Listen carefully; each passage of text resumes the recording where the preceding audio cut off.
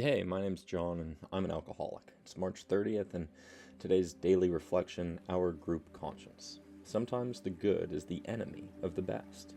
Alcoholics Anonymous comes of age, page 101.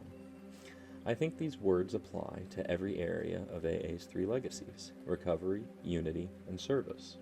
I want them etched in my mind and life as I trudge the road of happy destiny. Alcoholics Anonymous, page 164. These words, often spoken by co-founder Bill W., were appropriately said to him as the result of the group's conscience. It brought home to Bill W. the essence of our second tradition. Our leaders are but trusted servants, they do not govern. Just as Bill W. was originally urged to remember, I think that in our group discussions, we should never settle for the good, but always strive to attain the best. These common strivings are yet another example of a loving God as we understand him, expressing himself through the group conscience. Experiences such as these help me to stay on the proper path to recovery.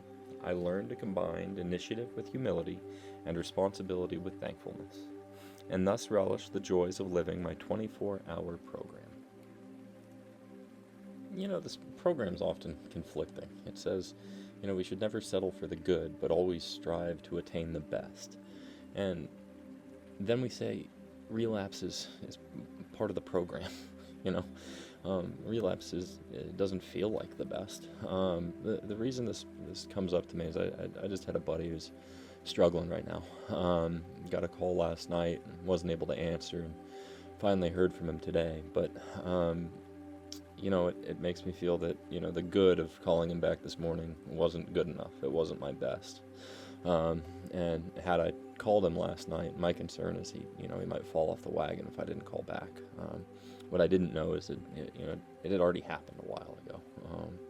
So there's no reason kicking myself, but it's just a good reminder. As I was talking to my sponsor today, he was talking about some folks in his life that are having challenges, and how the program has you keep helping these people that don't even appear to want to help themselves. And where do you find that difference, or that kind of common ground between good and best when it comes to a program? And a problem with people that is repetitive and challenging, and it just is kind of a challenge, I guess, to figure out where to draw the line between when am I helping and where do we go. But the goal is recovery, unity, and service, right? So I think it's through that unity and that service that a lot of us can get through recovery, and why the 12th step is helping others. So I don't feel like I did well enough last night,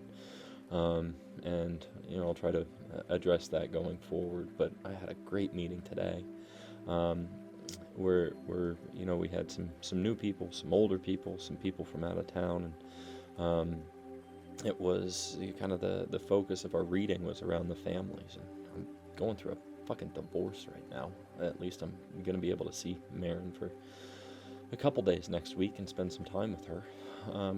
But it's hard to read a chapter in the book about a family and what to expect when the father gets better, when your family is no longer together. And I had several people come up and tell me their story and share how it got better for them, even if the family dynamic differed or changed. Life went on, but it's that unity, that service that I think allows for recovery. So thanks for letting me share today. If you're struggling or have anyone in your life struggling, give them a call. Make a call now and see what you can do to help, because you never know who's hurting. Love you guys. Talk to you later.